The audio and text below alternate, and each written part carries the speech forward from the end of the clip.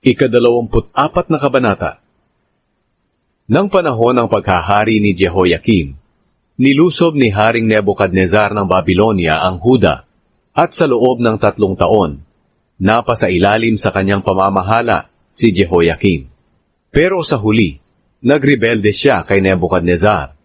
Ipinadala ng Panginoon ang mga taga-Babylonia, taga-Aram, taga-Moab, at taga-Amon para lusubin ang Huda, ayon sa sinabi ng Panginoon sa pamamagitan ng mga lingkod niyang propeta.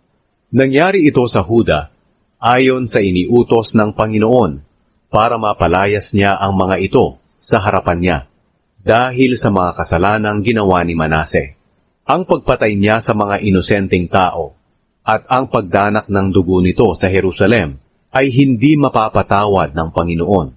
Ang iba pang salaysay tungkol sa paghahari ni Jehoiakim at lahat ng ginawa niya ay nakasulat sa aklat ng kasaysayan ng mga hari ng Huda.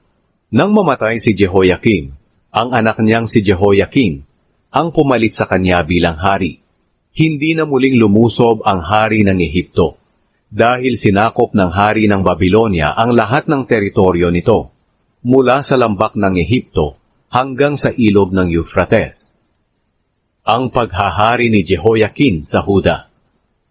Si Jehoiakim ay 18 taong gulang nang maging hari. Sa Jerusalem siya tumira, at naghari siya roon sa loob ng 3 buwan. Ang ina niya ay si Nehusta, na taga-Jerusalem, at anak ni Elnatan. Masama ang ginawa niya sa paningin ng Panginoon, katulad ng ginawa ng ama niyang si Jehoiakim. Nang panahon ng paghahari niya, ang mga opisyal ni Haring Nebukadnezar ng Babylonia ay lumusob sa Jerusalem at pinalibutan ito. Pumunta si Nebukadnezar sa Jerusalem habang pinalilibutan ng kanyang mga tauhan ang buong lungsod, at sumuko sa kanya si Haring Jehoiakim, kasama ang kanyang ina, mga lingkod, mga tanyag na tao, at mga opisyal.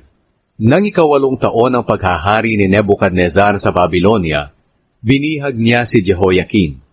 Ayon sa sinabi noon ng Panginoon, kinuha ni Nebukadnezar ang lahat ng kayamanan sa templo ng Panginoon at sa palasyo, at ang lahat ng gintong kagamitan na ipinagawa ni Haring Solomon ng Israel para sa templo ng Panginoon. At binihag niya ang 10,000 naninirahan sa Jerusalem, kasama ang lahat ng opisyal, pinakamahuhusay na sundalo, lahat ng mahuhusay na manggagawa at mga panday. Ang pinakamahihirap na tao lang ang natira. Binihag ni Nebukadnezar si Jehoiakim sa Babylonia, pati ang kanyang ina, mga asawa, mga opisyal, at ang mga tanyag na tao sa Huda. Binihag din ni Nebukadnezar ang 7,000 pinakamatatapang na sundalo, 1,000 mahuhusay na manggagawa at mga panday na mga sundalo rin. Ang ipinalit niya bilang hari ay si Matania, na tiyuhin ni Jehoiakim, at pinalitan niya ang pangalan ni Matania na Zedekiah. Ang paghahari ni Zedekiah sa Huda. Si Zedekiah ay 21 taong gulang nang maging hari. Sa Jerusalem siya tumira, at naghari siya roon sa loob ng 11 taon. Ang ina niya ay si Hamutal na taga-Libna at anak ni Jeremias.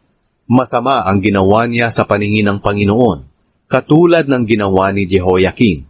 Sa galit ng Panginoon, pinalayas niya sa harapan niya ang mga taga-Jerusalem at taga-Huda.